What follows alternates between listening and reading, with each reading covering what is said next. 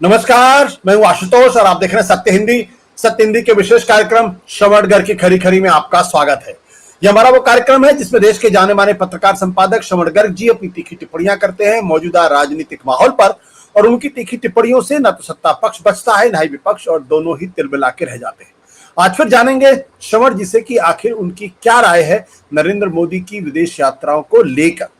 एक अजीबोगरीब स्थिति देखने को मिली है कि नरेंद्र मोदी जो पिछले दिनों रशिया गए थे और अब वो यूक्रेन गए, और यूक्रेन से लौटने के फौरन बाद ये बात पता चली कि दरअसल रूस ने बड़े पैमाने पर यूक्रेन पर हमला किया है। ऐसे संदर्भ में हम नरेंद्र मोदी की विदेश यात्रा को कैसे और किस तरीके से देख सकते हैं, क्योंकि जब वो रूस की यात्रा पर गए थे, जिस तरीके से उन्होंने पुतिन को गले लगाया था, उसकी तीखी आलोचना हुई थी। यूरोपीय देशों ने भी उसकी आलोचना की थी और अमेरिकन एडमिनिस्ट्रेशन ने भी इस बात की आलोचना की थी, और उसके जवाब में भारत के विदेश मंत्री ने कहा था कि विदेशी देश और मुल्क इस बात को नहीं समझ सकते कि ये भारत की सांस्कृतिक जो धरोहर है उसका प्रतीक है कि हम जब लोगों से मिलते हैं तो हम उनको गले लगाने की बात करते हैं। उसी तरीके से जब यूक्रेन गए, यूक्रेन में भी उन्होंने वहां के राष्ट्रपति जेलेंस्की को गले लगाया। लेकिन सवाल इस बात को लेकर यह कि भारत एक तरफ तो रूस के साथ खड़ा दिखाई पड़ता है, दूसरी तरफ वो जेलेंस्की को गले भी लगाता है, और उसके बाद जब वापस लौटते हैं तो वहां पर युद्ध की प्रक्रिया और तेज हो जाती है। तो सवाल यह है कि क्या प्रधानमंत्री नरेंद्र मोदी को ऐसे मामलों में किस तरीके से कदम उठाना चाहिए, और क्या उनको वाकई में ऐसे वक्त में रूस और यूक्रेन जाने की जरूरत भी पड़ है या नहीं। यह बहुत गंभीर मसला है, अंतर्राष्ट्रीय मसला है, प्रधानमंत्री भारत की विदेश नीति का प्रश्न है। भारत रूस के साथ दशकों से एक अच्छी दोस्ती में रहा है, और जब रूस नहीं था, यूएसएसआर था, तब भी भारत और रूस की दोस्ती की गाथा पूरी दुनिया में गाई जाती थी। तो ऐसे में इस पूरे त्रिकोण के बीच में भारत क्या रुख अख्तियार करे, शांति की प्रक्रिया में कोई बड़ी भूमिका निभा सकता है, नहीं निभा सकता, और क्या नरेंद्र मोदी उसमें अपने आप को फिट पाते हैं या नहीं पाते हैं, ऐसे गूढ़ विषय पर आज बातचीत करेंगे और जानेंगे श्रवण गर्ग जी की राय और नजरिया क्या है। सर, आपका बहुत बहुत स्वागत है जी। देखिए, ये यूक्रेन का टॉपिक या यूक्रेन की बात हमको इसलिए करना पड़ रही है कि कल यूक्रेन पर रूस ने अपने 2.5 साल का मतलब फरवरी 2022 में पहली बार हमला किया था। अगर मुझे याद है तो मैं मतलब पूरा स्टडी कर रहा हूँ, यूक्रेन को फॉलो कर रहा हूँ। 22 फरवरी का दिन था शायद वो, कि यूक्रेन पर पहली बार हमला किया था। और ये 2.5 साल हुए, और 2.5 साल में सबसे बड़ा हमला किया 35 शहरों पर। यूक्रेन के मिसाइलें दागी गई हैं, उसके कई पावर प्लांट्स तबाह कर दिए गए हैं, वाटर सप्लाई के जो इकाइयां हैं, यूनिट्स हैं, उनको तबाह कर दिया गया है। अब ये युद्ध में होता है, मतलब इसमें कोई आप एक्सेप्शन नहीं ढूंढ सकते। हम एक्सेप्शन यूं ढूंढ रहे हैं कि 3 दिन पहले हमारे प्रधानमंत्री यूक्रेन की यात्रा से लौटे। अब देश इस बात को समझना चाहता है कि अपनी तमाम घरेलू व्यस्तताएं, भारत की व्यस्तताएं, उसके बावजूद पीएम इतना कष्ट उठाकर यूक्रेन पहुंचे,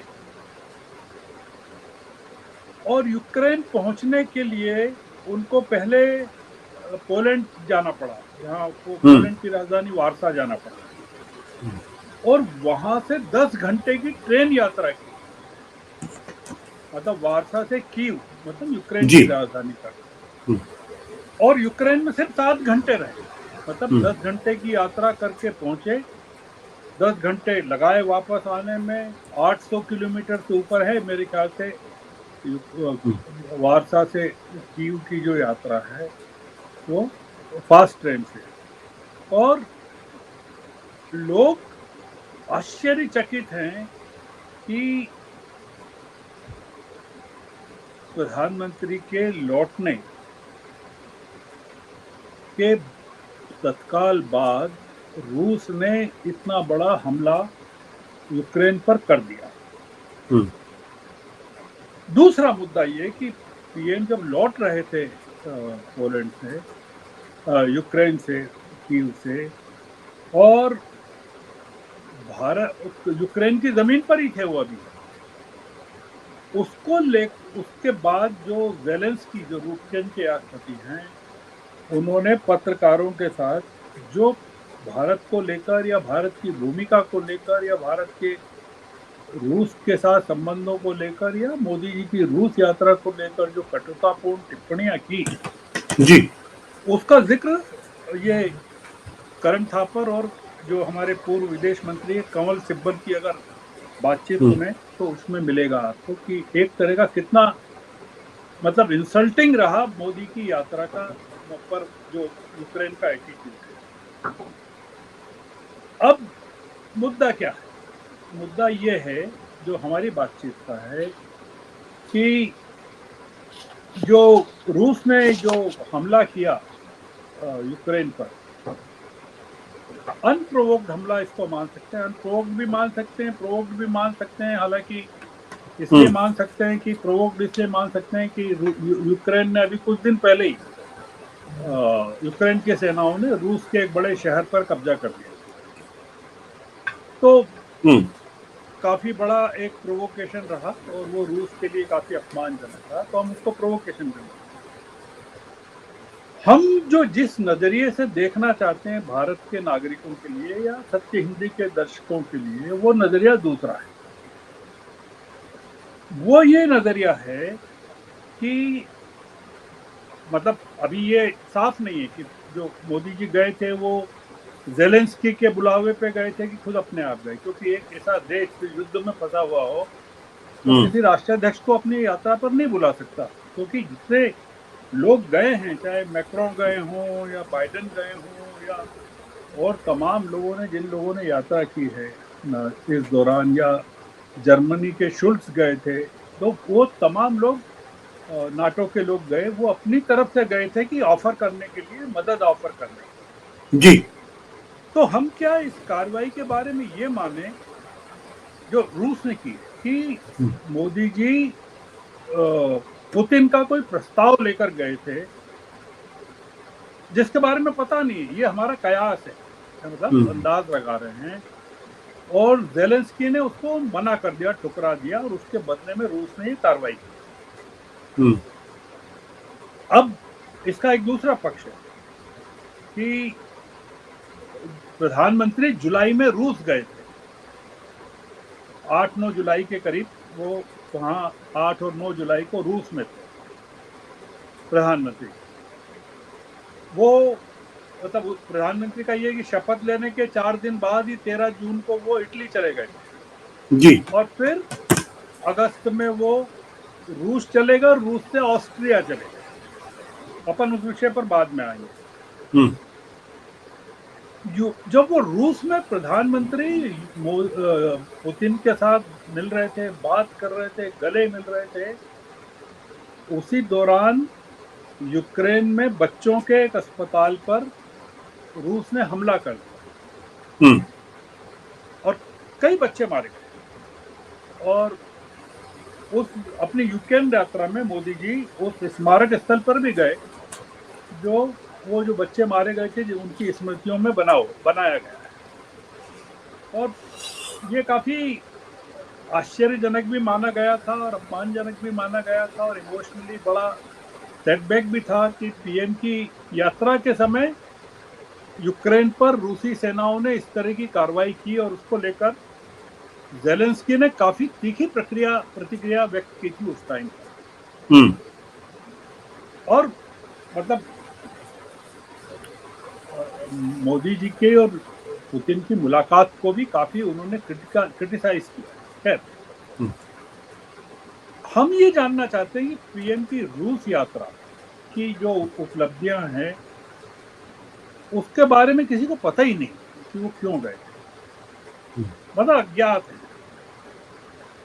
और मैंने जैसा बताया, पीएम रूस से ही ऑस्ट्रिया चले गए थे और वहाँ ऑस्ट्रिया चले गए, मतलब 9 और 10 जुलाई की ये यात्राएं थी।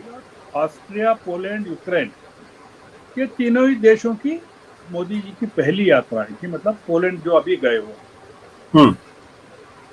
अब सितंबर से नवंबर के बीच में जब देश में चुनाव होने वाले होंगे, तब मोदी जी 6 देशों को समेटने वाली 3 विदेश और यात्राएं करने वाले हैं। आप ये मानिए कि सितंबर से नवंबर तक का उनका प्रोग्राम पैक है विदेश यात्रा। शपथ लेने के बाद से मोदी जी लगभग लगभग नहीं 69 कंट्रीज 69 हम्म। कंट्रीज की 79 फॉरेन ट्रिप्स कर चुके हैं। और मनमोहन सिंह ने 10 सालों में कुल 46 देशों की यात्राएं की थी, जो मनमोहन सिंह का कार्यकाल था। पुतिन की रूस यात्रा के बारे में तो कहा गया था कि मतलब जो बातें आई थी बाद में और जिसको लेकर फॉरेन मिनिस्टर ने सफाई भी दी थी कि पुतिन के साथ जो उनकी शेड्यूल टॉक थी वो या तो स्थगित हो गई थी या कैंसिल हो गई थी। तो जैसा मैंने कहा कि ज़ेलेंस्की ने बहुत तीखी प्रतिक्रिया व्यक्त की थी प्रधानमंत्री की रूस यात्रा को लेकर, तो रूसी यूक्रेन के राष्ट्रपति। हम यूक्रेन पर रूसी हमले के बहाने जो बात करना चाहते हैं वो अलग बात करना चाहते हैं। वो ये करना चाहते हैं कि भारत का इम्पैक्ट या मोदी जी का जो इम्पैक्ट हमारे अंतर्राष्ट्रीय जगत पर या दुनिया के क्षेत्रों में होना चाहिए वो अब नहीं हो रहा है। ये एक हकीकत हमको पता चल रही है कि हम अब उस तरह से इन्फ्लुएंशियल नहीं रहे मोदी जी जैसा अपने पिछले 2 कार्यकालों में रहे हैं। या जैसा मैंने कहा कि वो अपनी जैसा कि हकीकत है कि 2014 से 2019 के बीच में उन्होंने 47 विदेश यात्राएं की थी, यानी प्रति माह 4, हर महीने 4 यात्राएं की।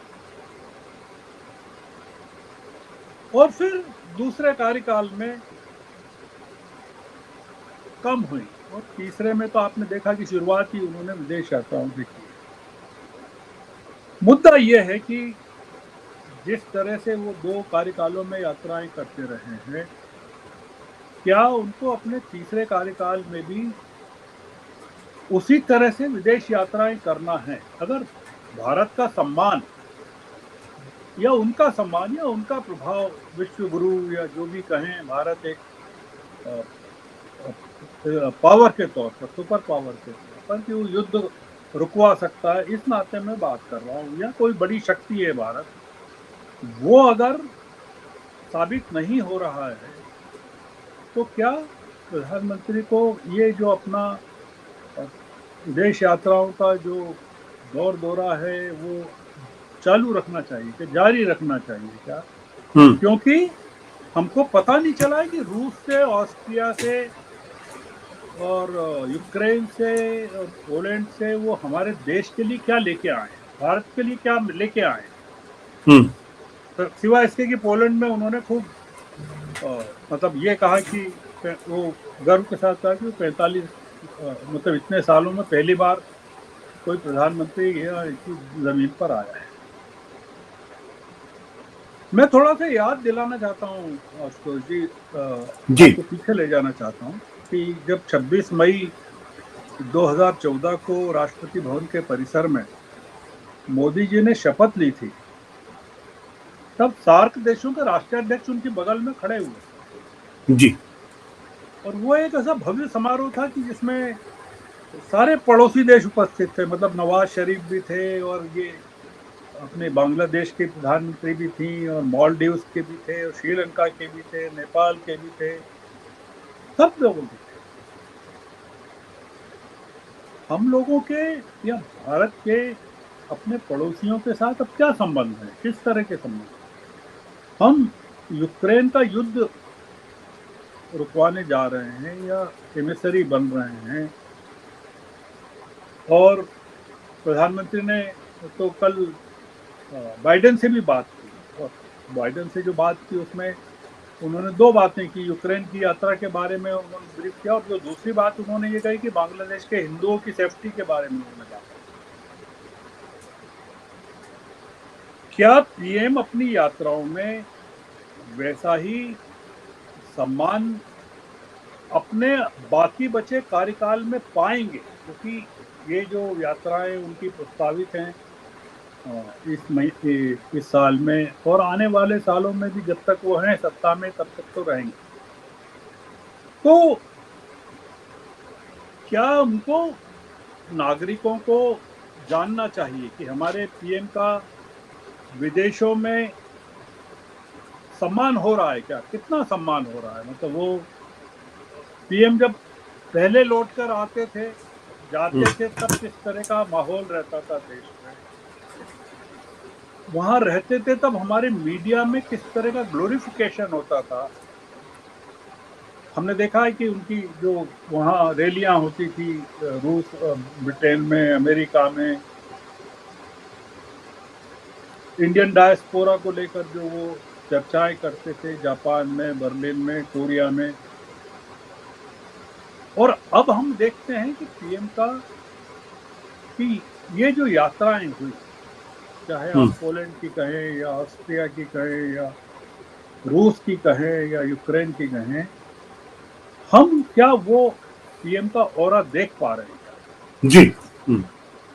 और फिर आखिरी जो एक मुद्दा है, वो देश ये जानना चाहता है कि पीएम इतना टाइम निकाल लेते हैं कि पोलैंड तक जाते हैं हवाई जहाज से, और फिर 10 घंटे ट्रेन में बैठ के युद्धग्रस्त यूक्रेन की यात्रा करते हैं।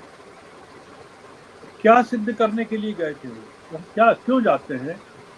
और क्या प्रधानमंत्री अगली विदेश यात्रा के पहले, अपनी किसी अगली विदेश यात्रा के पहले सितंबर में जो है, क्या मणिपुर जाने के लिए वक्त निकाल पाएंगे क्या?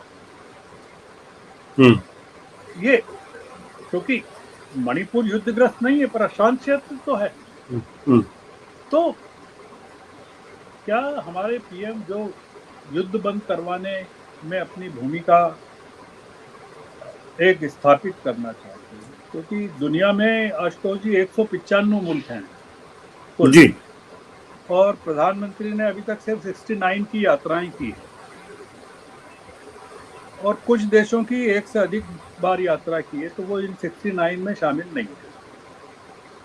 तो क्या पीएम का टारगेट ये है कि वो जब तक सत्ता में है तब तक दुनिया के सारे मुल्कों की यात्रा कर लें, और फिर भी वो मणिपुर तक नहीं पहुंच पाए?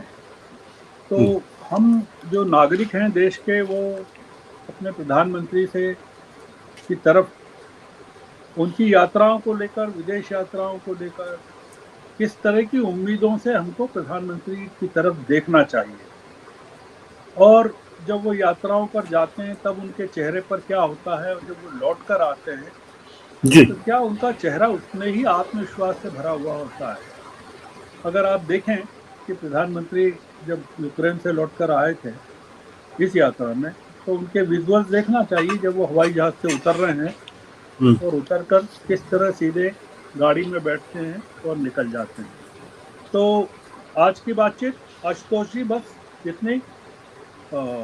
थैंक यू हो सकता सर। है कि आपके दर्शकों को कुछ नई जानकारी मिलेगी। जी जी जी। Thank you sir, thank you.